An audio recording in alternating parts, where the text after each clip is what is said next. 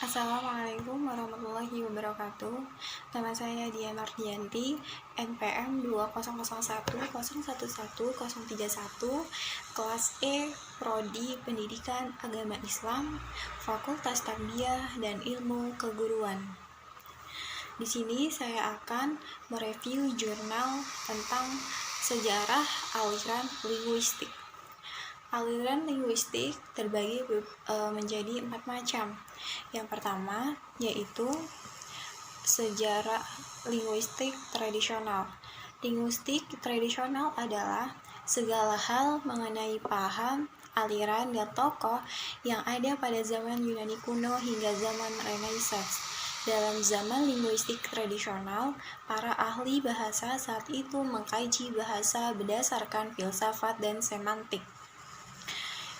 Munculnya aliran tradisional pada abad keempat sebelum Masehi, seorang ahli filsafat bernama Plato menawarkan pembagian jenis kata bahasa Yunani kuno dalam kerangka telaah filsafatnya.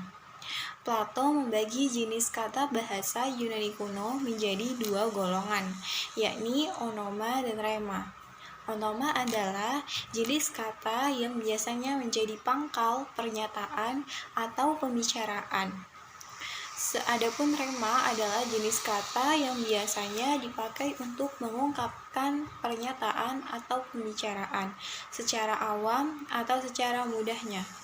Secara mudahnya, onoma ini lebih kurang dapat disejajarkan dengan kata benda, sedangkan rema lebih kurang disejajarkan dengan kata kerja atau kata sifat. Selanjutnya, Aristoteles pada tahun 324 sebelum Masehi sampai 322 sebelum Masehi, Yunani kuno menjadi 3 golongan, yakni onoma, rema, dan sidesmos. Tata bahasa tradisional menurut Khair adalah menganalisis bahasa berdasarkan filsafat dan semantik. Dalam merumuskan kata kerja, misalnya tata bahasa mengatakan kata kerja adalah kata yang menyatakan tindakan atau kejadian. Yang selanjutnya yaitu ciri-ciri aliran linguistik menurut Suparno adalah sebagai berikut. Yang pertama yaitu bertolak dari pola pikir secara filosofis. Ada 2 hal yang menjadi bukti bahwa aliran tradisional menggunakan landasan atau pola pikir filsafat. Ialah banyaknya pembagian jenis kata yang bersumber dari onoma, rema, produk Plato, dan onoma, rema, sidesmos, produk Aristoteles, dan penggunaan istilah subjek dan predikat yang sampai saat ini menjadi materi utama dalam pembelajaran. Menjadi materi pembelajaran dalam di sekolah. Yang kedua yaitu tidak membedakan bahasa dan tulisan. Teori ini mencampur adukan pengertian bahasa dalam arti yang sebenarnya dan tulisan perwujudan bahasa dengan media huruf. Dengan demikian, secara otomatis juga mencampur adukan pengertian bunyi dan huruf. Sebagai bukti, seorang ahli bahasa mencampur adukan pengertian tersebut dapat dibaca pada kutipan antara vokal-vokal itu. Huruf A adalah yang membentuk lubang mulut yang besar, I kecil, E biasanya terbentuk di dalam mulut sebelah muka, dan O di belakang sebelah ke dalam. Riwayat yang menyatakan yaitu adalah Mes dalam Suparno. Yang ketiga yaitu senang bermain dengan definisi. Ciri ini merupakan pengaruh dari cara berpikir yang deduktif. Semua istilah diberi definisi terlebih dahulu, kemudian diberi contoh yang kadang-kadang hanya ala kadarnya.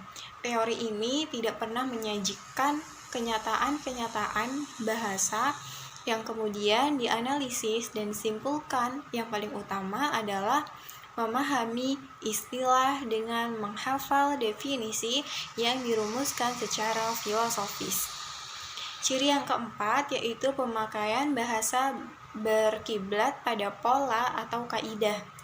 Ketataan pada pola ini diwarisi sejak para ahli tata bahasa tradisional mengambil alih pola-pola bahasa Latin untuk diterapkan pada mereka sendiri. Kaidah bahasa yang telah mereka susun dalam suatu bentuk buku tata bahasa harus benar-benar ditaati oleh pemakai. Yang harus ditaati oleh pemakai bahasa. Setiap pelanggaran kaidah dinyatakan sebagai bahasa yang salah atau tercela. Ciri-ciri yang kelima yaitu level-level gramatik belum tentu ditata secara rapi. Level atau tataran yang terendah menurut teori ini adalah huruf. Level di atas huruf adalah kata, sedangkan level yang tertinggi adalah kalimat. Yang keenam, tata bahasa didominasi oleh jenis kata part of speech. Ciri ini merupakan ciri yang paling menonjol di antara ciri-ciri yang lain. Kemudian yang kedua yaitu konsep aliran struktural. Aliran struktural adalah suatu bahasa di mana hakikat bahasa dalam taksonomi atau gramatikal atau ketatabahasaan disusun dari tataran rendah berupa fonem, morfem, kata, frase, klausa sampai tataran tertinggi yang berupa kalimat. Ciri-ciri struktural yang pertama yaitu berlandaskan pada paham morfologisme.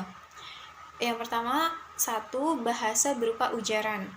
Yang kedua, bahasa merupakan sistem tanda signifi dan signifian yang arbiter dan konvensional. Yang ketiga yaitu bahasa merupakan habit. Yang keempat, kegramatikalan berdasarkan keumuman. Yang kelima, level-level gramatikal ditegakkan secara rapi. Yang ketiga yaitu konsep aliran takmemik. Takmemik atau gramatika takmemik adalah teori linguistik yang dipelopori oleh Kenneth L. Peck dari Summer Institute of Linguistics. Teori ini mewarisi pandangan-pandangan Blaufreit dan Sapir dan bersifat strukturalis dan antropologis. Analisis gramatika tidak terbatas pada kalimat melainkan sampai ke wacana. Kemudian yaitu ciri-ciri aliran takmemik. Adapun ciri-ciri aliran takmemik tersebut secara lengkap adalah yang pertama, setiap struktur terdiri atas takmen. Yang kedua yaitu ciri yang kedua yaitu bersifat elektik. Yang ketiga, bersifat universal. Yang keempat, tidak hierarki atau linguistik. Tataran pada hierarkal gramatikal. Yang keenam yaitu slot pada tataran klausa. Yang ketujuh, predikat kata kerja. Yang kedelapan yaitu ciri etik dan emik. Kemudian yang keempat adalah konsep aliran transformasi.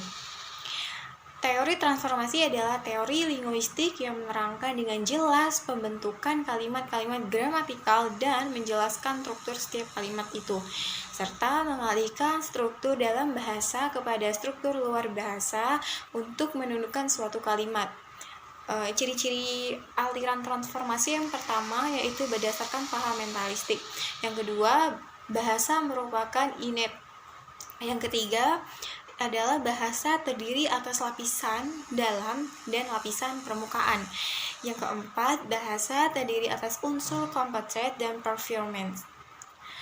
Oke, sekian review jurnal dari saya. Apabila ada kesalahan, saya mohon maaf. Saya akhiri. Assalamualaikum warahmatullahi wabarakatuh.